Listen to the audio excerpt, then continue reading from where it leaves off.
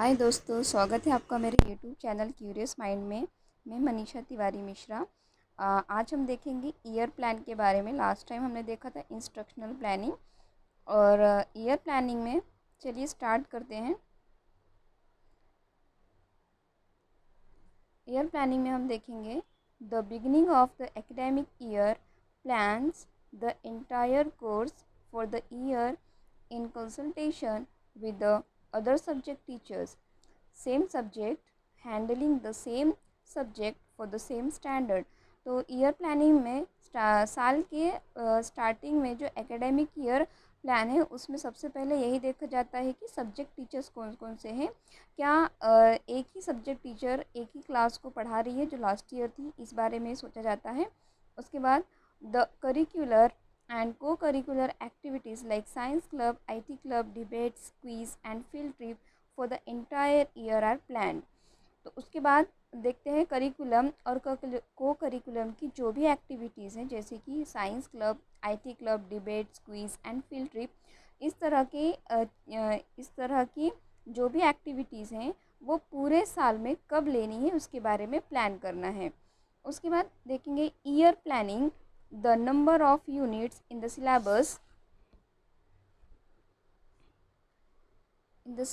the number of periods allotted for each of the units.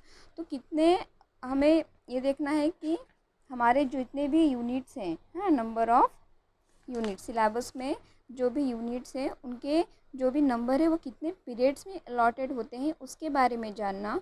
The number of periods per week, और हमारे कितने periods आ रहे हैं पर वीक में। The number of working days, और हमारे वर्किंग डेज कितनी आ रही हैं पर टीम एंड पर टर्म एंड ईयर। पर टर्म और ईयर के हिसाब से हमारे सिलेबस में जो भी यूनिट है उसके हिसाब से हमारे पास कितने वर्किंग डेज हैं, उसके बाद हमारे पास यूनिट्स कितने हैं और हमारे पर वीक में कितने पीरियड्स आ रहे हैं उसके बारे में जानना। The number of days for government holidays, और उसके बाद गवर्नमेंट हॉलीडेज़ कितने आ रहे हैं, study holidays, revision and examination. Examination की डेट क्या हो सकती है, रिवीजन कितने दिन का देना है और बच्चों को स्टडी हॉलीडेज़ कितने दिन के देने हैं, इसके बारे में पूरा ओवरऑल स्टडी की जाती है ईयर प्लान में। It is a planning for the year, years work, पूरे ईयर के वर्क की प्लान किया जाता है। It includes distribution of work lessons in a given manner, जो भी मैनर दिया जाता है, जो भी सिस्टम दिया जाता है उस सिस्टम के हिसाब से वर्क लेसन्स इसके बारे में डिस्ट्रीब्यूशन कर दिया जाता है।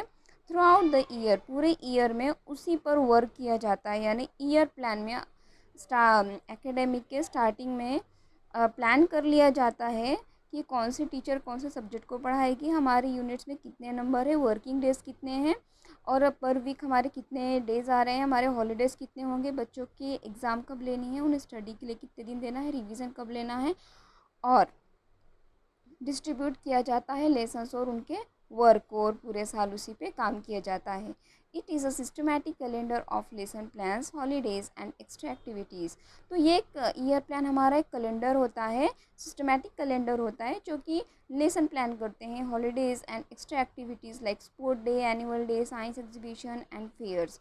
तो इन सारी एक्टिविटीज़ के बारे में भी हम विचार करते हैं ईयर प्लान में। देखिए ईयर प्लान के तीन सर्कल में आपको शायद ये अच्छी तरीके से समझ में आ जाएगा। Year plan, the beginning of the academic year plans the entire course for the year in consultation with, इस इन पूरे एकेडमिक के स्टार्टिंग के साल में जो भी हमारा प्लान है वो इसके ऊपर डिसाइड होता है, मतलब फोकस किया जाता है। The same subject teacher for same standard, same subject teacher same standard को तो नहीं है, ओके। उसके बाद करिकुलर एंड को करिकुलर एक्टिविटीज़, को करिकुलर एक्टिविटीज़ होती हैं जैसे कि science club, IT club, debates होते हैं, कंपटीशन होता है डिबेट, उसके बाद क्विज, देन फील्ड ट्रिप। तो ये सारी इन सारी एक्टिविटीज़ के बारे में प्लान किया जाता है। उसके बाद आप देखेंगे year planning the number of, year plan numbers पे होता है। किन किन नंबरों पे होता है? The numbers of periods allotted for each of the units. तो हमारे जो पीरियड्स है वो हर यूनिट में कितने पीरियड्स हमारे अलॉटेड हो रहे हैं, ठीक है। उसके बाद the number of periods per week, हमारे पीरियड्स पर वीक में कितने आ रहे हैं यूनिट के अकॉर्डिंग, वो सही है या नहीं, उस पर भी अवलोकन किया जाता है। The number of working days पर टर्म एंड ईयर, हमारे वर्किंग डेज कितने हैं पर term, first term second term इसके हिसाब से और पूरे ईयर के हिसाब से।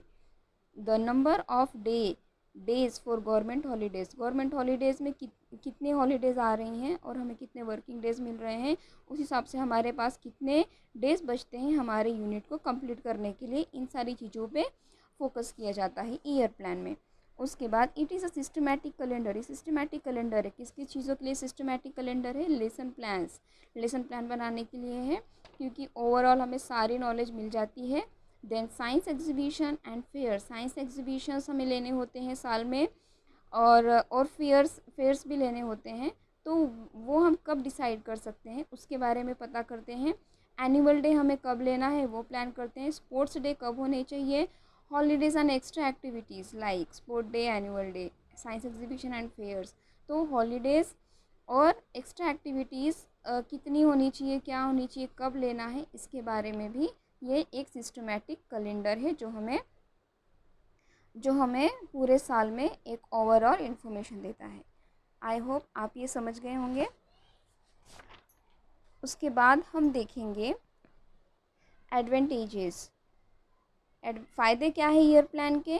रिड्यूसेस अनसर्टेनिटी, तो ये जो अनिश्चितता होती है उसे कम करते हैं। फोकस ऑन ऑब्जेक्टिव्स, ये हमारे जो भी ध्येय होते हैं उन पर फोकस करते हैं। इकोनॉमिकल ऑपरेशन, हमारी जो आर्थिक व्यय होती है उस सिस्टम को हम पहले ही प्लान करके चलते हैं।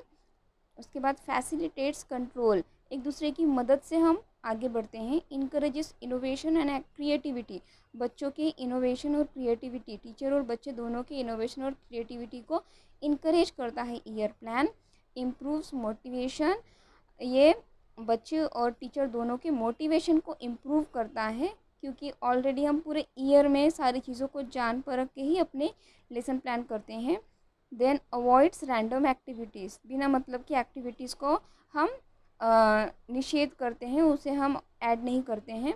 Establishes a basis for team work, तो ये जो सारी चीज़ें हैं ये एक टीम वर्क के बेसिस पे स्टैब्लिश की गई हैं, बनाई गई हैं।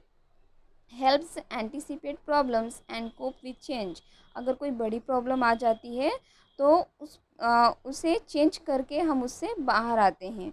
बेटर कोऑर्डिनेशन, तो एक अच्छे कोऑर्डिनेशन के लिए ईयर प्लान बहुत सही है। तो ये है हमारे एडवांटेजेस। अब हम एडवांटेजेस यहाँ से समझेंगे एक अच्छे वे पे। देखिए, रिड्यूसेस अनसर्टेनिटी, ठीक है, जो भी अनिश्चितता होती है उसे कम करते हैं। यहाँ पे आप देख रहे होंगे 3 लोग खड़े हैं जिनके सामने बहुत सारे रास्ते हैं, उनको नहीं पता कि वो कहाँ जाना है। तो इस तरह के कन्फ्यूजन से ईयर प्लान हमें बचाता है। वे हमें बताते हैं कि हमें सीधा सीधा चलना है, इसे कहते हैं ईयर प्लान। ये हमारे फ़ायदे हैं ईयर प्लान के। Focus on objectives and goals, तो हमारे जो भी मेन ऑब्जेक्टिव्स और गोल्स हैं हम सिर्फ उन्हीं पे फोकस करते हैं। हम बिना मतलब की चीज़ों पे अपनी एनर्जी वेस्ट नहीं करते हैं। जैसे कि हमारे ऑब्जेक्टिव्स जो भी हैं उस पर हम अपनी स्ट्रैटेजी बनाते हैं, एक्शन लेते हैं और एक्शन करते हैं, और उसके बाद हम सक्सेस हासिल करते हैं। उसके बाद इकोनॉमिकल ऑपरेशंस, सो यहाँ से देखिए डाइवर्सिफाइड फाइनेंशियल सर्विसेज, तो जो भी हमारी फाइनेंशियल सर्विसेज है उसमें हम अपने पैसे को डिवाइड कर देते हैं, जिसकी वजह से हमें ये पता चलता है कि कहाँ पैसे ज़्यादा लगाने हैं, कहाँ कम इन्वेस्ट करना है, और इसी की वजह से साल पूरा अच्छी तरीके से जाता है। कहीं भी पैसों की कोई कमी नहीं आती है, जिसकी वजह से सिस्टम में कोई प्रॉब्लम नहीं आती है, सारी चीज़ें स्मूथली चलती हैं। उसके बाद फैसिलिटेट्स कंट्रोल, तो एक दूसरे के सहयोग से ही सिस्टम आगे बढ़ता है। ये ईयर प्लान से हमें पता चल जाता है। जैसे कि एक सब्जेक्ट टीचर को जैसे कि मैथ्स दे दिया गया है और वो नहीं है, तो दूसरी सब्जेक्ट टीचर उसकी मदद करेगी उस टाइम पे। तो इस तरह के, ये एक छोटा सा एग्जाम्पल था। तो इस तरह के कोऑर्डिनेशन से ही सिस्टम आगे बढ़ता है। और ये सिर्फ टीचर्स में ही नहीं, तो प्रिंसिपल, टीचर, एडमिन और प्रिंसिपल, इस तरह से जो भी ऑल ओवर स्कूल के सिस्टम है, एक दूसरे को हेल्प करके ही आगे बढ़ते हैं। उसके बाद देखेंगे इंकरेजेस इनोवेशन एंड क्रिएटिविटी। तो देखिए, ये बच्चा है, स्टूडेंट, और उसके अंदर जो भी क्रिएटिविटी है उसे बढ़ावा दे रहे हैं टीचर। तो ये एक एग्जांपल है कि बच्चे के अंदर से कोई आइडियाज़ आ रहे हैं और उस पर पानी डाला जा रहा है ताकि वो और फले फूले और वो बच्चा और आगे कुछ नया और सोचे। तो इसी तरह से इनकरेज कर रहा है वो टीचर बच्चे के इनोवेशन को और उसकी क्रिएटिविटी को। तो ईयर प्लान में हम ये सारी चीज़ों के बारे में पहले ही सोच कर चलते हैं कि हमारे लेसन्स को हमें किस तरह से डिज़ाइन करना है, किस तरह से पढ़ाना है कि बच्चों के अंदर की इनोवेशन और क्रिएटिविटी को बढ़ावा मिले और वो फले फूले। उसके बाद देखिए इम्प्रूव्स मोटिवेशन, ये टीचर और स्टूडेंट दोनों के लिए है। जैसे टीचर्स को कहीं कहीं अच्छे टीचर्स को अवार्ड भी दिए जाते हैं। वैसे काम तो सारे टीचर्स एक दूसरे की कोऑर्डिनेशन से ही करते हैं, बट हाँ, एक अगर एम हो सबके सामने तो वे और खुशी से उस पर इन्वॉल्व होते हैं। तो इम्प्रूव्स मोटिवेशन में आप देखेंगे कि बच्चा पढ़ रहा है और वो पढ़ रहा है क्योंकि उसे कुछ दिमाग में उसके चल रहा है कि उसे गिफ्ट मिलेगा, रिवॉर्ड मिलेगा या कुछ अच्छी चीज़ें मिलेगी जिसके वजह से वो पढ़ रहा है। तो वो मोटिवेट हो रहा है और ये उसे मोटिवेट करने वाली चीज़ क्या है? एक रिवॉर्ड है। Okay, then avoid random activities. बार बार हम क्लास में एक्टिविटीज़ या अरेंज नहीं करते रहेंगे, उससे टाइम काफ़ी कंज्यूम होगा। इस वजह से हम क्या करेंगे कि बच्चों की जो लर्निंग किताबें हैं उसमें भी कुछ एक्टिविटीज़ ऐसी ऐड कर देंगे जिससे बच्चा अपने एक्टिविटी से जुड़ाव करेंगे और पढ़ाई में इंटरेस्ट लेंगे। जैसे कि यहाँ पे एग्जांपल दिया, कैरेट दिया हुआ है और इसके नीचे उसकी स्पेलिंग जंबल कर दी गई है। तो बच्चे में इंटरेस्ट आएगा कि अपने कैरेट की स्पेलिंग को सही तरीके से लिखने में। तो ये भी एक तरह की एक्टिविटी है जो उसकी किताबों में दी गई है और बच्चा उसे बड़े ही इंटरेस्ट के साथ पढ़ेगा। तो हमें ईयर प्लान से ये करना है कि अवॉइड रैंडम एक्टिविटीज़। जो भी अननेसेसरली एक्टिविटीज़ हम क्लास में बच्चों से जो सिर्फ खेल कूद में करवाते हैं वो अवॉइड करके उनकी किताबों में भी कुछ ऐसी एक्टिविटीज़ ऐड करनी है जिसकी वजह से बच्चे उसमें फोकस करें, पढ़ाई में अपने फोकस करें। देन बेटर कोऑर्डिनेशन, एक बेटर कोऑर्डिनेशन होना चाहिए स्कूल में। बेटर कोऑर्डिनेशन होगा तभी हमें सक्सेस मिलेगा। और ये better coordination teacher, team, principal, admin, chairman और इस सिस्टम का सबका एक कोऑर्डिनेशन होगा तभी हमें बच्चों के अंदर सही एजुकेशन और सही बिहेवियर हम उनके अंदर देख पाएंगे। और यही जो एक स्कूल का एम होता है कि बच्चों के अंदर सही चेंजेस आए, उन्हें एक सही एजुकेशन मिले, वो हम सक्सेसफुली कर सकते हैं वो अपने बेटर कोऑर्डिनेशन से। उसके बाद establishes a basis for team work. तो ये जो ईयर प्लान है, ये प्लान टीम वर्क में होता है और सभी के आइडियाज़ लिए जाते हैं। इन लोगों के जो भी आइडियाज़ बेस्ट होते हैं उसे ईयर प्लान में ऐड किया जाता है, जिसके वजह से बिना मतलब की चीज़ें आपकी ईयर प्लान में ऐड नहीं होती हैं। टीम वर्क के सही सहयोग से और उन्हीं के सही आइडियाज़ से ही इस्टेब्लिश किया जाता है ईयर प्लान। उसके बाद helps anticipate problems and cope with changes.